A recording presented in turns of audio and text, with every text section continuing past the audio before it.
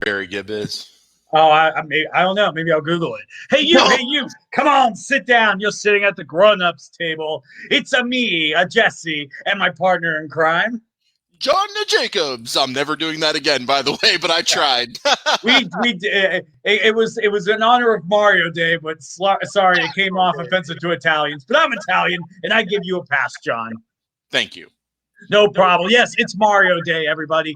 Very excited for this show. Before we start, I want to tell everybody, make sure you like and subscribe if you're watching us on YouTube, and make sure you do it if you're watching it here on Facebook Live every Wednesday at 7 o'clock at the Grown-Ups Table. We're always doing the craziest conversations, whether it's video games, movies, TV shows, and more. So check us out. And also, I want to say we have a big show today. We have just Mario. I mean, Mario. I'm just so excited. Mario Day. The amount of Mario we got talking today is insane. It's an astronomical amount. We got David Jackson from Perception Blerd podcast. He'll be joining us, and he's a huge video game fan, so we're very excited for that. We're going to talk about Mario Party, Mario Kart, the weirdest Mario games, our favorite Mario games, our most hated Mario games, and finally, the film itself, the Mario film. So but our poster looked great, didn't it? Yeah. Stay tuned, stay live, because you're sitting at the grown-ups table. And let's bring out our guest, the one and only. And he has his tag up already from Perception Blerd. Please give it up for David Jackson, everybody. Give it up for him. Woo! What's good? What's going on, guys? What's up, David? How's it going, man? Pretty good. Long day. Didn't really do anything. I don't know why the hell I said it was a long day, but whatever. That's good. Hey, man, whatever you were doing, it was a long day, and that's good enough, right? Don't matter what you were doing. The fact is it was long, and now we're all unwinding from that long day, and we're going to talk about Mario together. We're going to talk about Mario, man. And we got so much history. We're going to talk. Ooh, I don't want to show those yet. Slow down. You're getting ahead of yourself. Look at me whipping out my Mario stuff. Look at that. Just whipping it out in front of the guests. That's just rude. But anyway. Yeah, definitely don't whip it out, man. So before we get started, I want to talk with David a little bit. So just so you guys know a little bit more about David, he and I met a long time ago at a convention. Oh, man, it probably was like 2012, 2013, almost 10 years ago. Yeah. And we didn't know each other at first, and we went through the whole 3 days of the convention not knowing each other, right? So then we did this event with Jason David Frank, who was the Green Power Ranger in Power Rangers, and went on to be like several other Rangers, best one ever, fight me out. And in this event, we got to have it was just like 20 people. It was like an exclusive like meet and greet type thing. There were refreshments. That lemonade was delicious. And he took pictures and did signings and stuff. And so after the convention, on his Facebook page, he put up an ad, and the ad was all of the pictures that he took at the meet and greet. And somehow something happened to where we started talking, and then it just went from there. We started meeting up at every convention after that. David helped me get on stage to act with Bruce Campbell on stage, which I've talked about. There's an honor. That's an honor. Would not have been able to do without David's help. We went to Lexington Comic-Con. That was really fun that year. Was that 2015? I think it was. Yeah. That was a blast. That was so much fun. And we've stayed in touch ever since. And David actually ran a convention of his own for quite some time that was really awesome here in Northeast Ohio. David, you want to talk a little bit about that? Yeah. Well, we ran the show. It was called Any Geek Expo, the Northeast Geek Expo.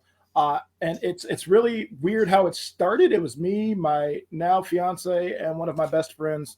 And it was Dollar Taco Day at one of the local spots. And we were planning a Halloween party. We're like, all right, so what are we going to do for Halloween this year, guys? And we're like, hey, let's do it. We're going to do a big Marvel-themed X-Men Halloween party. And then we did, like all of us dressed up as X-Men characters. It's funny. My fiance did Scarlet Witch before the Wanda hype in the MCU. Okay. I made her read House of M, and then that was a good costume. Nice comic book right there. Yes. And then I was X-Men Legacy Bishop without the cybernetic arm because I remember that. That was beautiful, man. Yeah, I'm too big to wear all spandex like that anymore, but yeah. But anyhow, we we just had this party, and then the next year we all went to. It was before Wizard bought it. It was when it was just Mid Ohio Con. It was the year before I met you, John.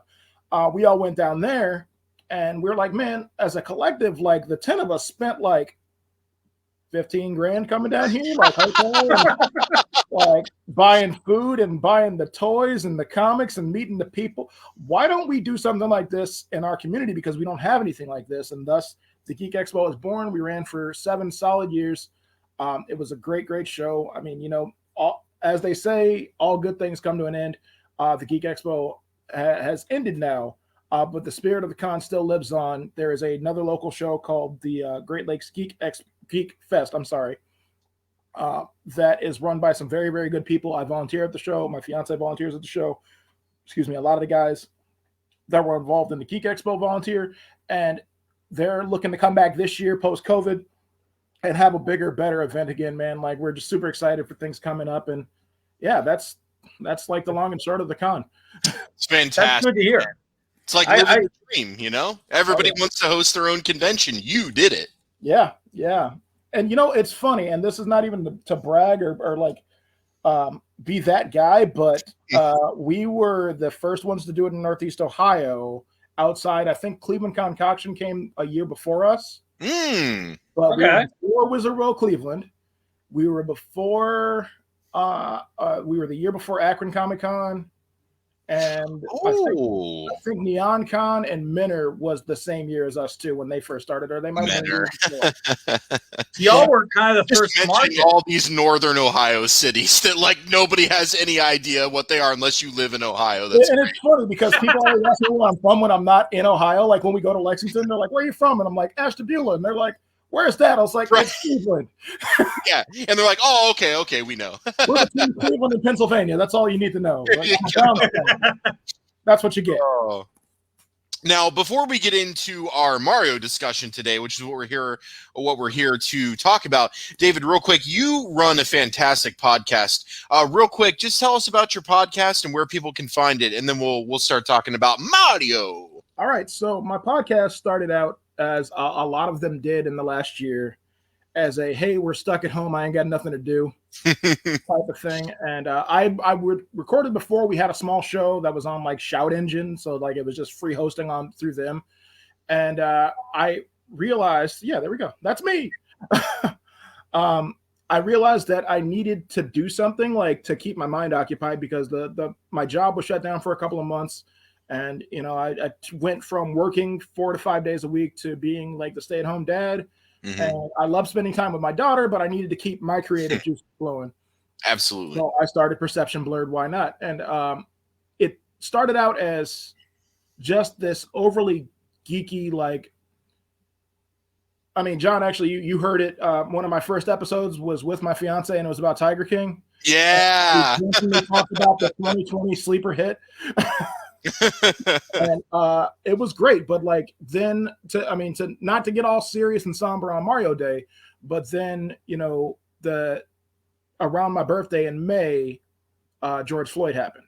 Mm-hmm. And being black and male and realizing that easily could have happened to me, I decided I needed to say something. I needed to talk about something. I have a little girl I'm raising in this world. Mm-hmm. So I took my platform and I turned it into something that is still geeky, but it's still about the Black experience in America.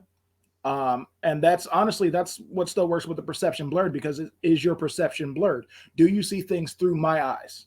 And blurred, for those of you that don't know, means black nerd. So it's all these stories that I tell, all the podcasts that I do, no matter what I'm talking about, are through the lens of a black person. I could be talking about X-Men comics, but I'm going to talk about, hey, this is what these characters mean to me as a black guy. It's the civil rights movement. And then, you've got characters like Storm, who's super strong and, revered as a goddess from Africa. And you've got Bishop, who's the time traveling badass. Hell yeah. And, those were things that I'm glad that now in the media we're getting more of for kids, for little kids of color that are coming up. Man, the look on my daughter's face when she sees a superhero that looks like her. Yeah. And then to have these conversations with her about, Black life and the reason that it's a good thing for us to be represented. Our standing Monday night daddy-daughter date night is Black Lightning, because that's not Oh. only a superhero show. Great, man. That's great. Right, but it's about, you know, Black life and the Black experience. So she gets to see that, which is something that I didn't necessarily get a lot of growing up, other than talking to my family and my parents and whatnot. So this is what Perception Blerd has turned into. We're still going to touch on the geeky stuff, like I was telling John. I've got a WandaVision review coming up within the next week or so, because, you know, there's a lot to unpack with that. Oh, show. yeah. But you know, I try to keep it fun, but like, I got to be serious. I got to have these conversations. We got to tell people what's going on, because people need to know. I love that you're doing that, and I love that you turned your platform into, you know, it's about getting the message out, but it's about talking about how you feel and how actions cause resolutions or consequences or solutions or positions that different people are put in that somebody else may have no comprehension of or understand and will never understand, but you are able to give that to them in a way where they can at least understand what you are saying and can connect with you. And I think that's really important, to connect with people, because that's the only way we're going to get people to learn and get better, is if we connect. And if you can take your message to connect with them there, but also connect with your geek audience, that's fantastic, because you're reaching more people, but you're also bringing people together to learn and to get better. And anytime somebody's able to do that creatively, they've got my 100% full support. I appreciate it, man. Like, and that's all we can do is, you know, we have to use these platforms in a world where, you know, celebrities of color, not to name drop, but LeBron James, are told to shut up and dribble and not to talk about politics. We need to be the ones to talk about this shit. I agree. Nobody else is going to tell our stories. Nobody else is going. And if they do tell our stories, like, imagine, and again, not to get all deep and brooding, but imagine something happens to me tomorrow. John, you know me. You know, but you know that unfortunately, if something happens to me that was out of my power, out of my control, they could try to twist my story into something that's not. That's why I'm trying to tell these stories now. I need to speak for my people, and my people need to speak through me. And that's what we do.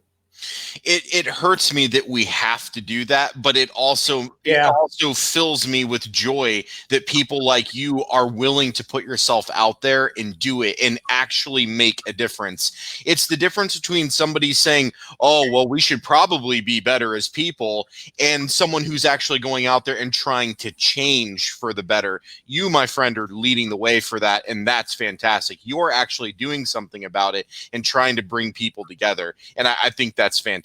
And like I said, it's a shame that we have to do it that way, but the fact that you're willing to do that and you put yourself out there and you're so honest about everything, we need more of that. Yep, we do.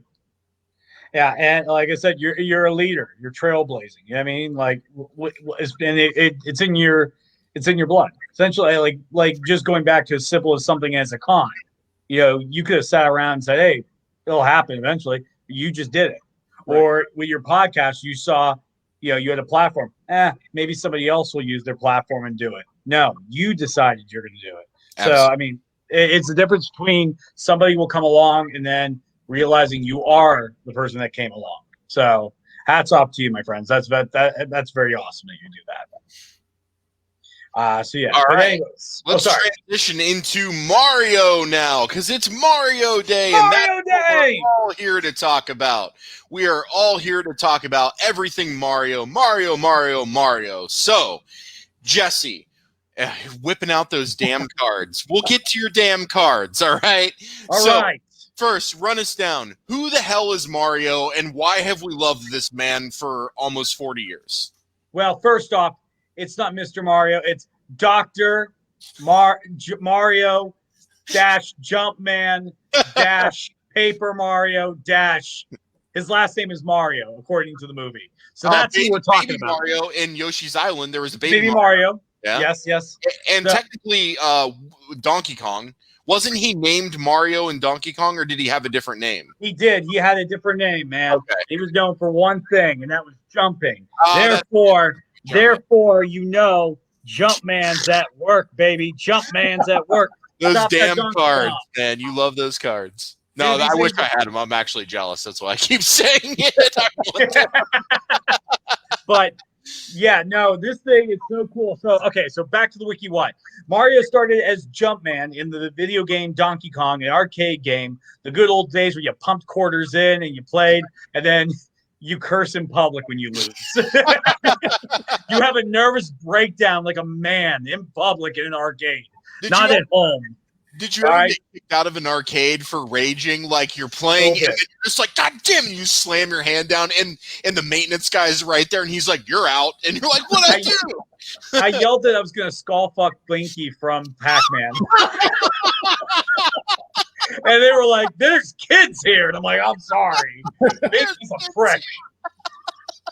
All right, so yeah, no, I did. I raged. Oh, man. Not gonna lie. My God, that's so funny. Oh, man. But Mario, eventually he got his start in the Super Mario Brothers, which became a game where it was in the sewers and the slippery ice. You had to kill the turtles, kill the Goombas, kill everything. Then it became Super Mario World, Super Mario Land, and eventually Mario 64. I'm jumping over many, many, many, many games. There are so many. I was going to say, though, you forgot the most important one, the link from non-Super Mario to Super Mario. And that was just actually Mario Brothers. Mario Brothers. I thought I said that. The one non-changing scene where you just hit the different enemies, the Goombas and the Koopa Troopas and all them, and you basically just go for score attack. I had a pal in the middle that you could use when shit got desperate and you could knock them off. And they made that for Atari 2600. That was in the arcade. What other console did they make that? Was that on 7800 as well? Or 7200? I can't remember if it was on both of those Ataris or just 26. I had it. Who knows? 2600. I played the hell out of that game. Someone answer that question. Someone answer that question in the comment section. Did you play Super Mario? Where did you play Super Mario Brothers? It wasn't Super Mario. I say Super Mario by accident. To NES, so Mario Brothers. So, yes. But yeah, let us know what you played it on, everybody. Let me know. Hold on, someone, Colic. Oh, was it on Coleco? Okay, was it really? Now, my cousin had a Coleco, and I didn't think it was on there. Oh man, I gotta call him after this and be like, dude, did you have this? And I just forgot. I loved ColecoVision, by the way. I thought it was way better than Atari 2600. Yeah, this game was everywhere. Perfect. Yeah, so I loved Coleco. Man, I could talk about that all day. and for anybody who has the itching to play, if you got Nintendo Switch, you can play the classic 80s, 70s games that are on there, which I do all the time. But anyways, this man has had such a wealth. For me, I looked up to him. I look up to him like how other Italians look up to Rocky. All right? This dude, no, let me say this right now. This dude is a plumber, and he landed a princess. How the fuck does he do that? But real talk though, like you said, he landed a princess, but as Jumpman, he lost the girl to Donkey Kong, and as Mario, he's losing the girl to the big ass fucking turtle dragon. Man, come on. But look, and you know what? Here's the thing. It's kind of funny. All the girls he loses end up becoming popular. Pauline, who is the girl's name in the Donkey Kong game, she became the mayor in that Odyssey level, and then. And then he dated a mayor and a princess, dude. He's like, if it's political, he's a political player. Playing that whole Mushroom Kingdom. I guarantee you he got with the female Toad on the back end. Nobody saw it. Nobody heard about it, but I guarantee you it happened. There's not any piece of ass in the Mushroom Kingdom that Mario has not helped. Guarantee it. Maybe a female Yoshi. He may not have jumped species, but he might have. I mean, if he fucked a Toad, he might fuck a Yoshi. I don't know. Listen, there's only one thing that scares me that Mario can fuck. All right, there's only one thing that scares the shit out of me of what he can fuck, and I'm going to tell you what it is that scares me. No. Yeah. Oh, you guys are ready for it. You guys are ready. Is it for Wendy it. Cooper?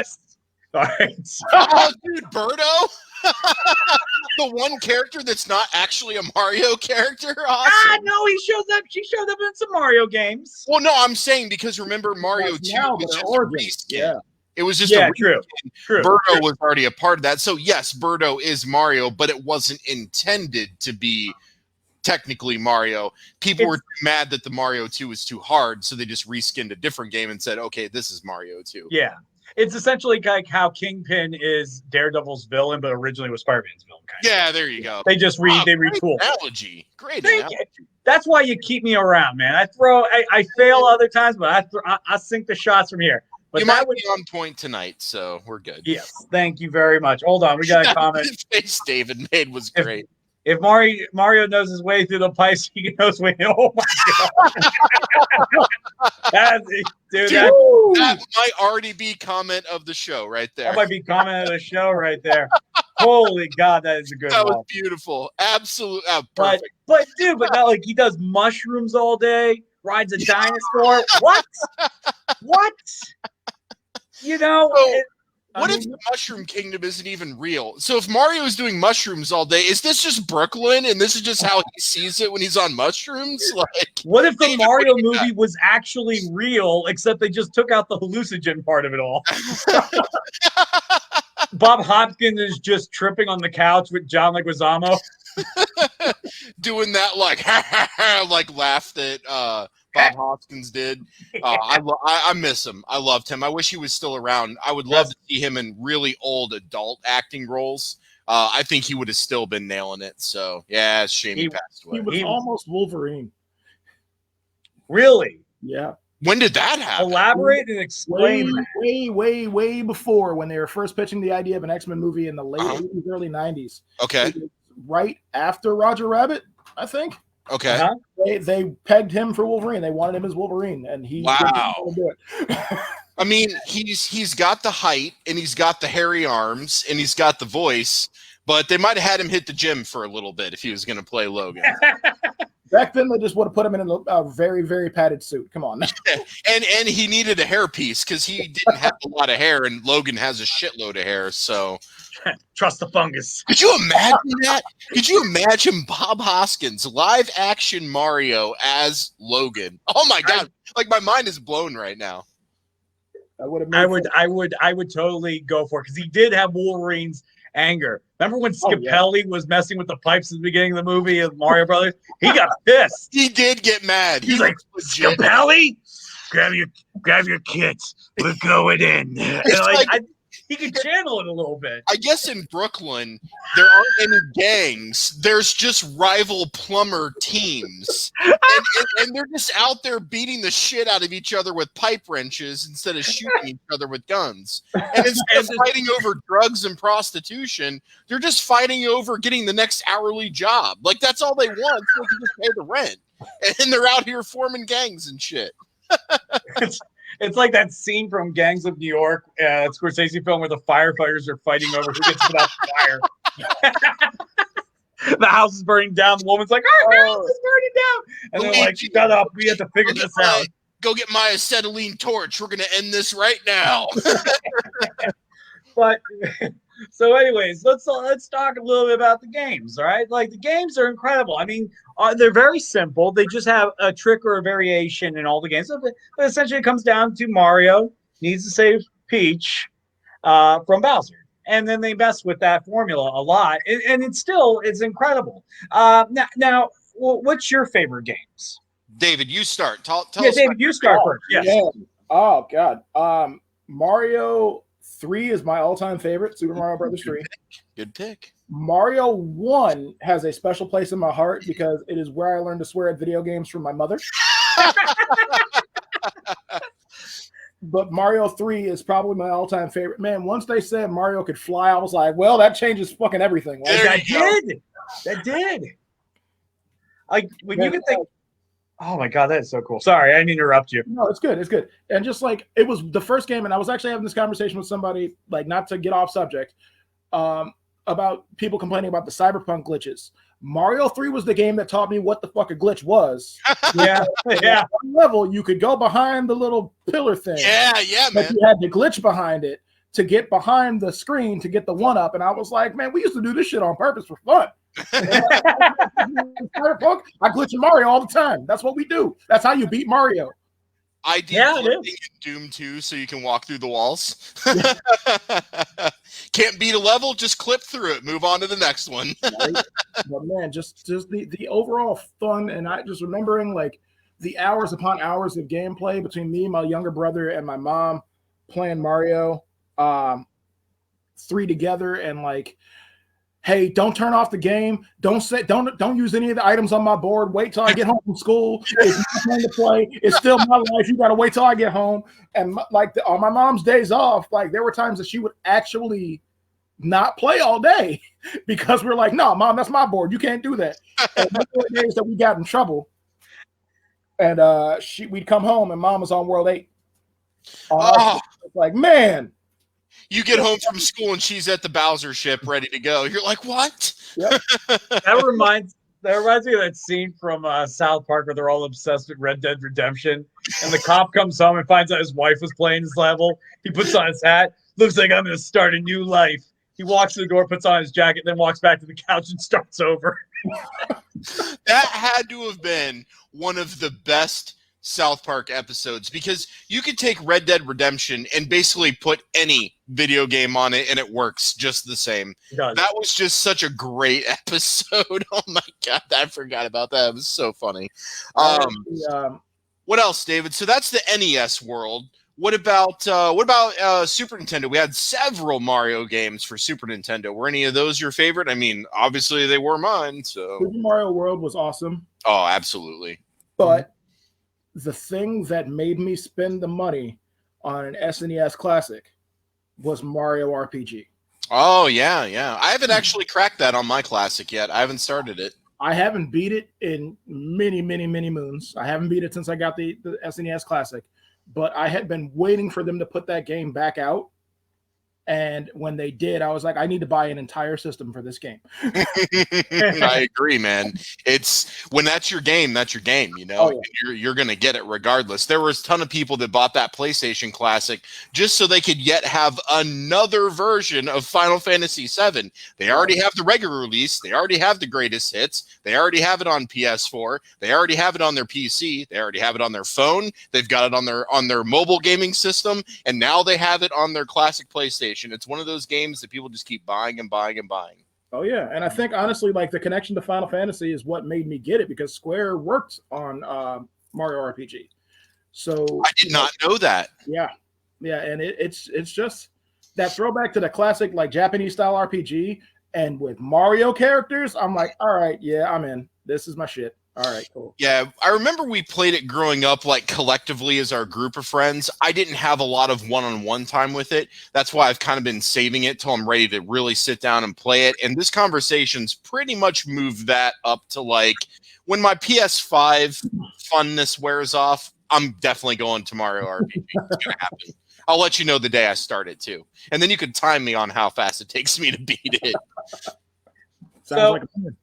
So here's my question to you. What is your favorite, most recent Mario release? Oh, man.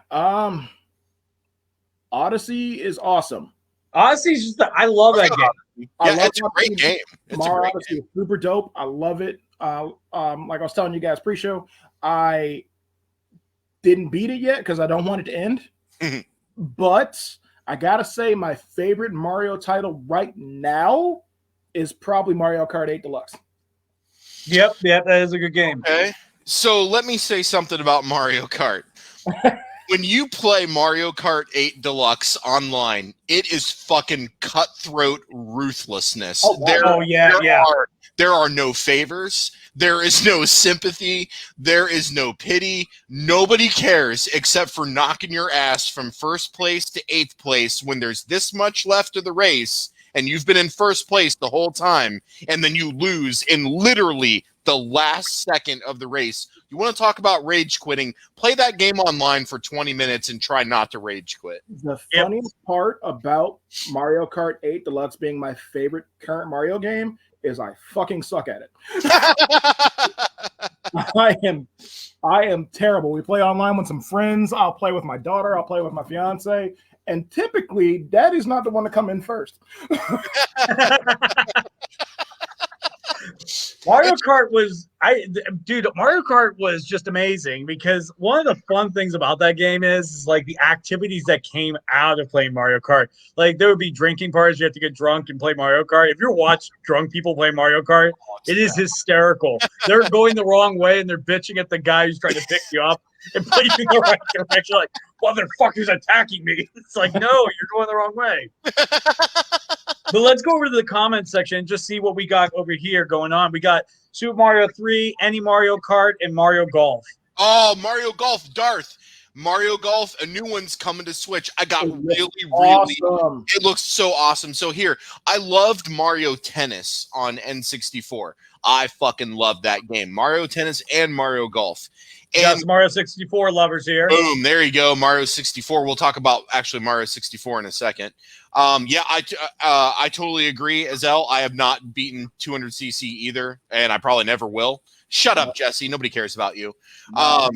So now you threw me off. What was I talking about? I was talking about Mario Golf. yeah, Mario Golf. So they brought out a new Mario Tennis, Smoking Aces, and I was so pumped, and I got it, and it's like the fucking hardest game ever. And it bothers me because it's so difficult to pull off all these intricate moves. Like, I'm not trying to play Mortal Kombat. I'm trying to play tennis. So fingers crossed that when this new Mario Golf comes out, that it will be a little bit better and not as complex as Smoking Aces was relative to the N64 version. I just want a casual Mario Golf game that I can pick up and play and not feel like I'm playing Gran Turismo. Okay, You know what I mean? I don't know if you saw the trailer for Mario Golf for the Switch. I didn't see the trailer. I saw like an announcement article or something. Okay, so everything you just described that you don't want in Mario Golf.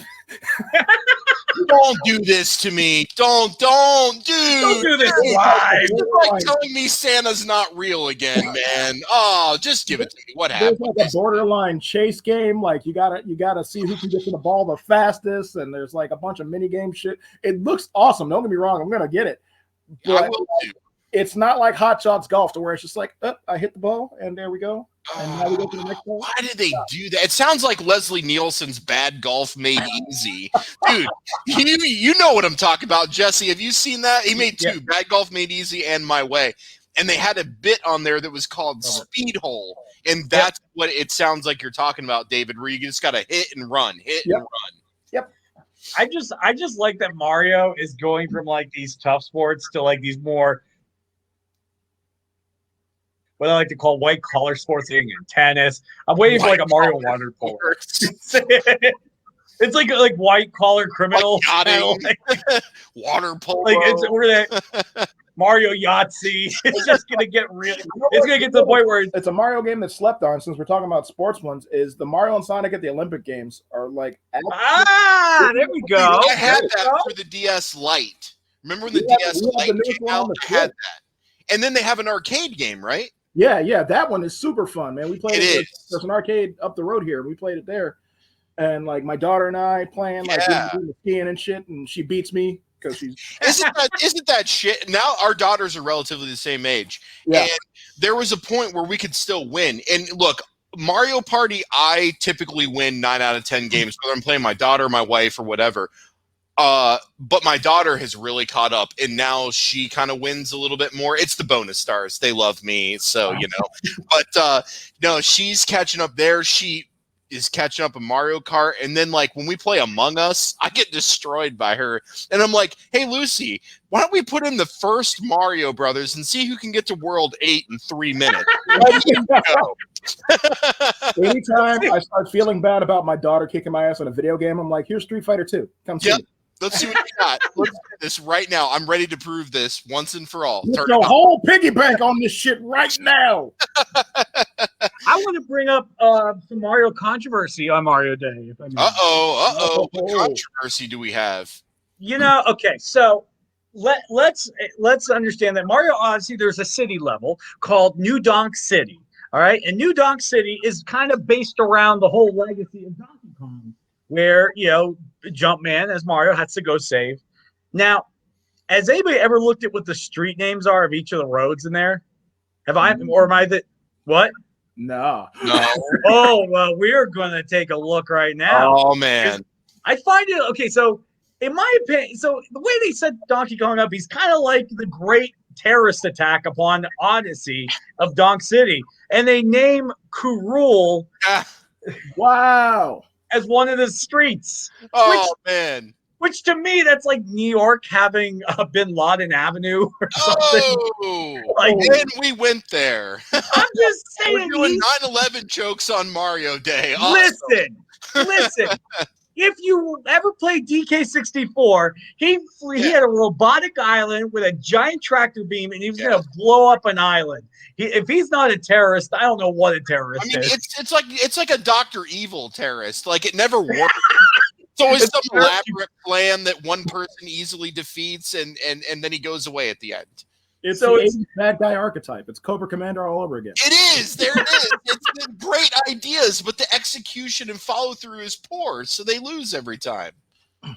Yeah. So they're very low on the terrorist list. I think that's cool. I'm not gonna lie. I actually like that they named the street. I do too. Easter egg, man. Like it's cool to see them like shouting out other stuff.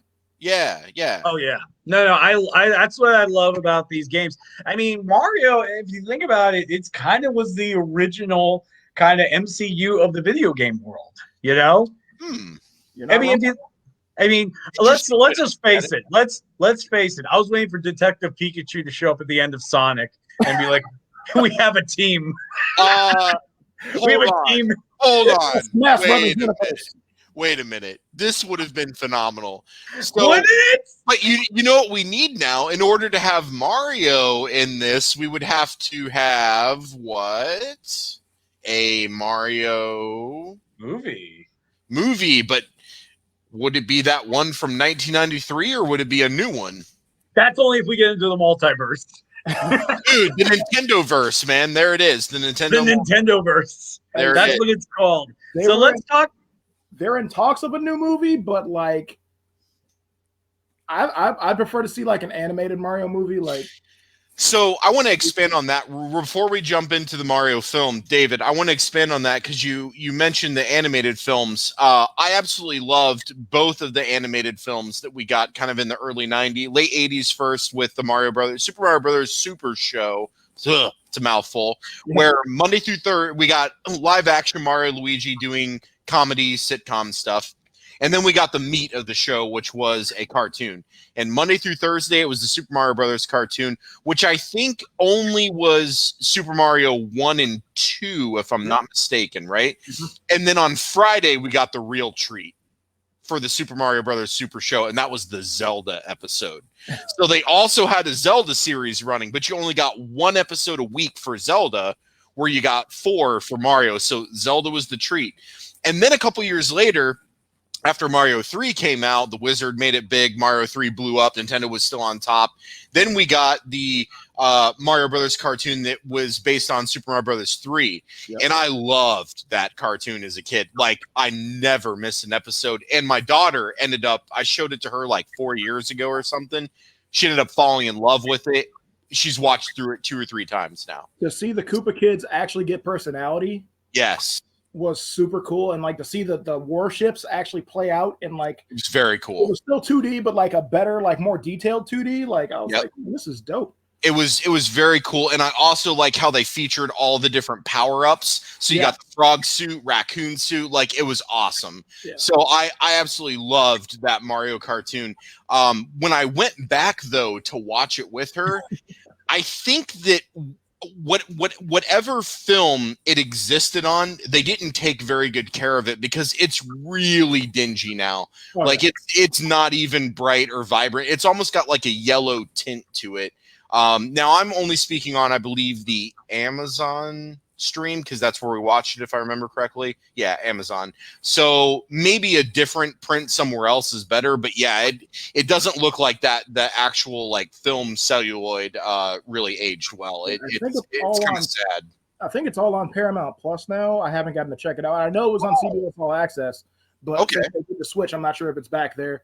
I do want to check that out. I want to go back to the Super Mario Brothers Super Show. Let's do it, man. I want to talk about something. Jesse wasn't even alive for this. He has no idea. I have the DVDs. It's different when you were a kid. All right. The ending theme where Captain Lou Albano. I saw this on Twitter. Somebody pointed this out where they're doing the Mario, right? Yeah, doing the Mario. He is literally describing walking.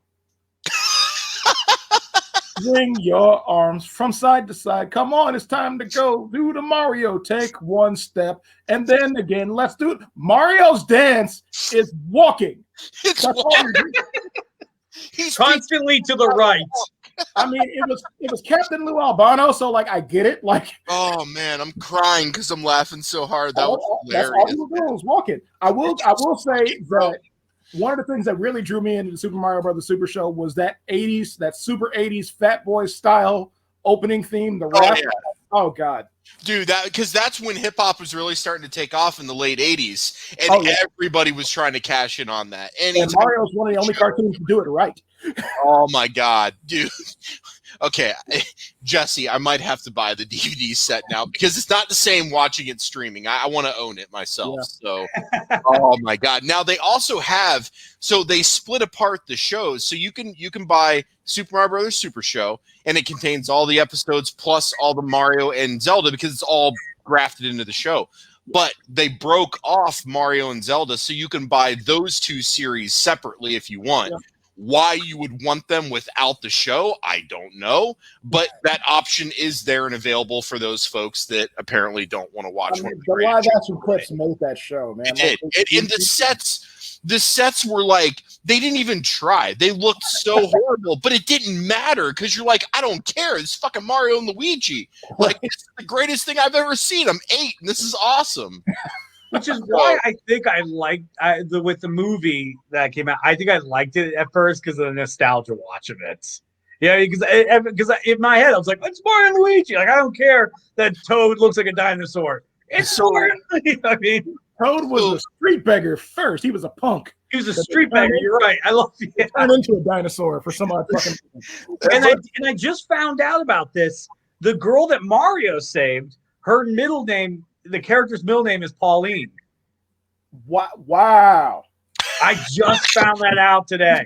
Was that on purpose or was that just them going, meh? It might have been on purpose. It might have been an accident. I don't know. They get it right. Someone who's never read a Superman comic, they're like, we're going to name the love interest Lois after my daughter. You mean after the comics too? Oh, shit. Give her one stone. That works, I guess. Well, yeah, no. So, yeah, because in the movie, you had Mario, Luigi, you had the Koopa cousins, Iggy and Spike, and then you had Koopa, King Bowser, and then you had Pauline, you had Daisy, you had Yoshi, and then you had Big Bertha, who technically is a small character in some of the. Oh, I forgot about her with the rocket boots that you could put on, and they weren't even like rockets; they were like fireworks. It was just like the fuse. It was like basically it was like air compression that would push you up really high. Yeah, like when I was like 7 or 8 years old, I wanted one of those boots. I wanted them. Yep, like give me a pair of those boots. I wanted that damn gun they used at the end, and I wanted the boots so bad. My dad wouldn't get them for me. I was so pissed. Yeah, but the gun was just a painted Super Scope 6 black. That's all that's the gun was at the end, man. I didn't have a Super Scope, John. That's fine. Oh, dude. Oh my God, the Yoshi Mario game for Super Scope was dope as fuck, man. You ride on the back of Yoshi. So the whole game, you just see this giant green mass that takes up like a third of the screen because you're on Yoshi's back. And if you have the Super Scope mounted here, and you just fire at all the Mario targets, it's an on-rails game. And if you shoot the back of Yoshi's head, he gets a little Band-Aid on there, and he turns around and gives you like a die-in-the-fire look. It's hilarious, man. Dude, it's so funny. So it's essentially Mario drive-by. I love this. Yeah. So, like, 5th grade John playing Super Scope 6, I'm just fucking trying to kill Yoshi the whole time. It's like shooting the dog in Dunk Hunt. Yeah, exactly. But you actually get to shoot Yoshi, and he will turn around and look at you like, do that again, and I'm going to kick your ass off. So, but going back to the live-action movie, because most people revere this movie as just, like, total shit, which, I mean, if you like it, that's fine. I like plenty of shit movies, but I'm not going to say the movie's great. I mean, I'll watch it.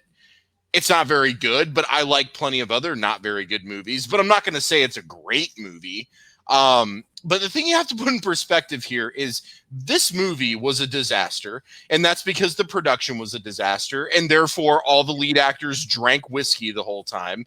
There was lots of tension on the set. The art direction was so far removed from the game design. All they had was exposition and names. And also, when you look at the quality of this, keep in mind that this was the same year Power Rangers debuted. And that show was far fucking better than the live action Mario movie. Now, there's a fundamental problem here when the biggest IP like in the world tanks a movie and just a reskin of a Japanese show comes out and it's the best thing since sliced bread. So let that marinate for a minute. That was 1993 for us that were around during that, or some of us were maybe being birthed or still growing in a womb. I don't know, Jesse. Maybe not that. Maybe not in a wound. Maybe sperm. But yeah, I get it. You were still cum during that time? Okay. I'll still come. Gotcha. Yeah, now that you put it in perspective like that. Way to ruin this movie, John. I'm sorry. I'm just as a lifelong Power Ranger fan. Yeah. Like, God, man. Like, and mind you, I went to the theater with my brother. Oh, and I did too. Sister and my I saw that damn thing in the theater. And like, we went to see it, man. And like, we loved it. Like, because I didn't know any better. And then, like, I think that Saturday we watched Power Rangers, and I didn't give a fuck about Mario till the Yeah, you're like, oh my God, what did I just watch? This is the best show ever. Look, I think what lost it for me in the movie was the de-evolve scene where the guy was already a human and got his head shoved in that machine, and it de-evolved him into a shrunken lizard head like it's on the set of Beetlejuice or something. I was just like, what is happening in this movie? These characters are not in the game. What is happening here with these giant guys? Like, they look like tyrants from Resident Evil in these big trench coats, and then they got shrunken lizard heads. I'm like, what is happening here? And let's not forget the weird lines that Mr. Dennis Hopper would throw out as King Koopa. Just randomly just lob out some crazy ones. Like, I love, like I said this off the air, that one scene when they're in the hot tub, he's with the girl, and he's like, you know what I love about mud? It's clean and dirty at the same time. And it's like, what the hell are you talking about? Now, David had really. I'm not rocking because I have a nervous tick. I'm rocking because that was my favorite scene in the movie. I love that line. It's weird. The Goombas when Mario and Luigi are rocking the Goombas. Yeah. Oh, when they start rocking, like in the elevator or whatever, yeah. They get them to all go to sleep or some shit. Yeah, it didn't make any fucking sense, but it was so cool. And then I forget, did they ever actually use the bomb that they carried around the whole episode? They did use it at the end, right? Yeah, at the end. But it kept getting stuck in like a Rube Goldberg type thing where it was like in a strap of the fungus, and then it was in a grate, and then it was like on the street, and then the fat lady kicked it or something. Like, it was this whole thing, right? Like Indiana Jones in Temple of Doom, he's trying to get the diamond and the antidote, he keeps getting kicked around. It was like one of those like comedic scenes like that or something. Yeah, because eventually it ended up under King Koopa. Yeah. Okay. Because wasn't it like on the underside of something, and it was walking like upside down or something? And he had Reeboks on. Yeah, they did that. So either Reeboks exist in the Mushroom Kingdom, which they didn't really define if it's a different dimension, if it's a different universe, multiverse, parallel. They didn't really say. It's just like, oh, it's just here. Oh, parallel. Parallel. Okay. Yep. Because what happened was the meteorite struck the Earth, and it split the reality or whatever. So it's a parallel universe. Fragment that Princess had around her neck was the key. But so either Reeboks exist in both universes, which, hey, good for them, or the Mushroom Kingdom people have been coming over to ours far too long, and they've been picking up all our good shit, taking it back there, and then making money on it. So I mean, the dinosaurs are buying them. Yeah, I got a theory. I think they needed to try to compete with Nike. So what they did, or Nike Reebok, sorry, yeah, I forgot the same thing. But I think they outsourced to the Mushroom Kingdom. That's what I think. Or the Mushroom Kingdom is just, here it is. Here's what it is. The Mushroom Kingdom in the live action film is nothing more than a product test market universe. That explains the weird technology. That explains the weird wardrobes. That's just where companies go to test shit, and then when they're like, "Yeah, we're good," they just leave it there, and then they come back here. Well, that's who did Dennis Hopper's hair. And that's who did. What did you say? What did you say was the cornrows? But it was what? They're inverted cornrows. Inverted cornrows. Because it's not Brilliant. like the braid's not on the top. The braid was underneath the bottom and it had that line of hair on the top. And I have no clue. Like, I get it. Like, he's a T-Rex, but it's like, come on, man. Well, I mean, who twisted that up? That's what I want to know. Like, who pulled that off, right? Like, I just sat in somebody's lap for an hour for that shit. oh, dude, that would have taken forever, man. It would have hurt, like getting into that. Those, oh man, you get those tight, man. They hurt. So I just want. I'm just glad that Toyota left their bumper car model in that parallel universe. Thank God. Look, they test marketed bumper cars, and they were like, okay, well, this isn't good for mainstream vehicles, but hey, we can make money on a Carnival. Great, leave that shit here. We'll go redevelop it here, and we're good to go. So they got that reject technology. That's why the shit never works.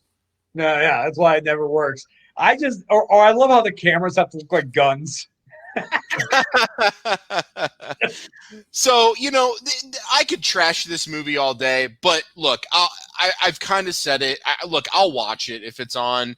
It's a guilty pleasure. I'm not going to say it's a great movie, but look, I love Cabin Boy, so that says it right there. Oh, Yeah. wow. Watch out. Watch out. Chalky, you don't even know, man. You don't even know. So, but we're kind of running short on time. I wanted to talk about one other thing real quick before we wrap up, because we could go on and on for hours, is that there's some really cool new Mario stuff coming out for the 35th anniversary that's actually kind of ending this month. So we had a remaster on Nintendo Switch where we got Mario 64, Mario Sunshine, and Mario Galaxy. A lot of people bitched about it. Whatever, don't buy it then. I think it was great that they offered it. I've never played Galaxy. It's the one that I never ever played. I absolutely loathed and hated Sunshine. But I never played Sunshine until this came out. So I was willing to play it, but they didn't have the inverted control update on there, so I skipped it. Now that they fixed it, I might pick it up before it goes away. That goes out of print this month. They have the Mario 35 on Switch, which is free, and it's basically a Mario game where you start at World 1 with 35 other people. Last person who doesn't die wins. That's it, and that shit gets intense. I've gotten really close. Other players. I got like in the top 5, and by the time you get to the top 5, there is so much shit happening on the screen. It's like that Mario Maker video where it's all the fire. I forget what the Mario name of them, but it's like impossible, and some guy does it. It's like that. If you're like one of the last few people in Mario 35, that's what you get to look forward to get number 1. That goes away this month, and also the redesign of the Game & Watch, which a lot of people bitched about because it was expensive, but you know what? This thing is awesome. Beautiful LED color display. You've got Mario, the real Mario 2. You can turn it off and on so it saves your spot. It charges quickly. Great screen, great speaker. This is fun to pick up and play for 5 or 10 minutes a day in between meetings or waiting or whatever. Yeah. I'm so glad I got this. This goes away at the end of the month too. So I'm not sitting here trying to sell Nintendo products or tell people, but these things are very cool. Obviously, Nintendo is out to make money. They didn't have to offer any of this to us, but they did. So if you're a Mario fan and you like these things, you like these games, get out there and get them now because they end at the end of this month. So when you say end, do you mean like you can't buy them anymore, or? Correct. Okay, cool. Because I have them. I'm like, oh crap. Yeah. It won't be in production anymore. Like they'll still some stores still can get supply of them right now. Yep. At the end of this month, it's gonna be. They did the same thing with Mario All Stars for the Wii. Yes, exactly. They yes, that's exactly made it what for like happened. 6 months and then stopped printing it, and then the price like tripled. The thing was selling for like $250. So the Game & Watch is in stores as well as physical Mario, but there are only limited copies made, so you might be able to still find it now, might not. Hopefully you don't have to pay scalper price. And then access to Mario 35 goes away at the end of the month. But there is actually several different petitions to Nintendo to keep that on because so many people love playing it. It's just the same as Tetris 99. It's just so much fun to sit in and play. So hopefully Nintendo will keep that going or bring it back maybe. But yeah, if you're into these, Mario, and you like these kind of products and launches and stuff, get on them now because they're going to be going away at the end of the month. And you don't want to be that guy that's like, oh yeah, well now I want the Game & Watch, but now it's $150 because all the scalpers are selling it. Well, you had 6 months to buy it and they were readily available. So Right. Mhm. Cases full at Walmart. Oh yeah, yeah. Now they're dwindling now, but I think there was just bad press on it. A lot of the fans reject it, talk shit about it, and that's fine. And, no one has to buy it, but They announced them. They didn't even squeeze out pre-orders for it. At least around here, like we couldn't pre-order it anywhere. Like we kept telling our local stores to let us know, Yeah. let us know, and then we never got one called. day it just shows up, or you start to see people get it. Now, I would like to see more Game and Watch releases. Like, let's do a Zelda one where we put the first 2 Zelda games on there, right? Let's do a Double Dragon one where we put Double Dragon 1, 2, and 3 on there. Ninja Gaiden, let's put 1, 2. Even though I hate those games because they're impossible and they piss me off, I'd still pay the $50 for the Game and Watch, because it's just such a cool item. And because you don't sit there and play it for hours, the charge lasts forever before you have to recharge it. So it's great. And hacks already exist to get other games on it. You got to be good with soldering, and you got to get a new chip and stuff like that. But if you're able to do that, there's hacks for it out there too. So, I mean, I don't know. I think it's great, and I'm glad I got one. So I guess that's the moral of the story. And David, you got one too, right? You said your wife really likes to play it. Fiance for Christmas, and she really likes it. My daughter likes it. I was a little taken aback at first because of how small it is, but like it's still, like you said, the screen is just super clear, and like the gameplay is amazing, and it feels like using an old school NES controller. Yep. So, and that's the way you pronounce it. Damn it, it's NES, not NES. It's NES. NES, SNES, not SNES and not NES. Right. Now, so before we wrap up, because we're almost out of time, I gotta know preferences. David, 2D or 3D Mario? Oh God, you put me on the spot. I have to say, like I said, my all-time favorite Mario is Mario 3. Nothing's gonna beat that side scroller for me. I love Odyssey, and 64 was my shit because of the fact that was the first like full immersive Mario we got. We got Mario jumping and uppercutting and flipping and shit. But right, if I gotta pick one, I gotta go with the 2D side scroller Mario, man. Okay, Jesse, you're up. 2D or 3D?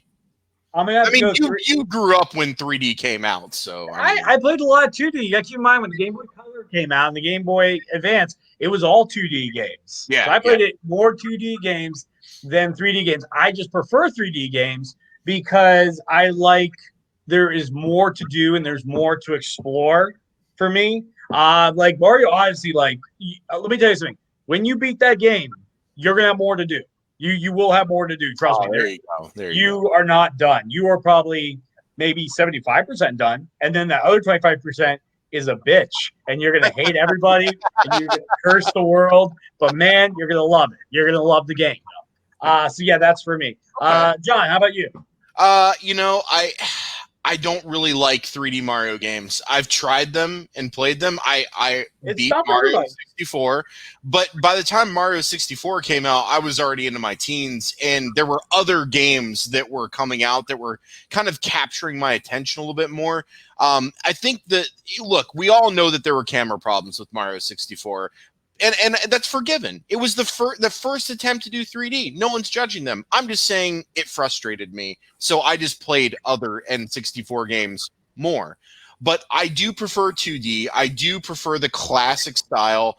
I'll play the 3D games, but I got to be honest, I don't enjoy them as much because I just want to play classic Mario. So I understand. Hey, and one last thing before we wrap up. This will be you gotta give me quick answers here. It's gonna be quick answers, and you gotta go quick. Hold on, so here we go. And we've got some people in the comments here. Yes, we will. So we got let's see, Darth for 2D, Ryan 2D, Tom 2D all day. Thank you for catching us, man. Tom. And our occasional troll. Get it off. Don't ever show him when he posts that again. He's been cut off from that. Okay. Cancel Darth. Donkey Kong Jr.'s mine. Donkey Kong Jr.'s mine. David, what you got? I'm taking Yoshi. Yoshi. So I'm assuming this is for the first Mario Kart on Super Nintendo, right? That's what I'm guessing based on the characters. I would probably have to go with either Toad or Mario. Those are my go-tos. There you go. But I did switch over to Bowser for Mario Kart 64 because you could dominate people with Bowser in that game, especially on the battle mode. When you ram into him and it takes a balloon away, I'm sorry, my bad, but not sorry. So, all right, Darth. there we go.